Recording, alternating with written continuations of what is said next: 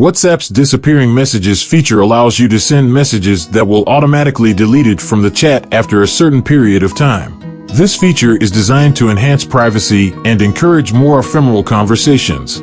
When you enable disappearing messages, any message sent in that chat will be automatically deleted after the specified time frame, regardless of whether the recipient has seen it or not. It's important to note that enabling disappearing messages won't affect the messages sent or received before the feature was turned on. So after watching this video, you will be able to turn on and turn off disappearing messages. First, open WhatsApp. Now open the chat for which you want to enable or disable messages. Scroll down and here you will find disappearing messages option. Click on it and set the time you want to disappear messages from the chat. Now go back.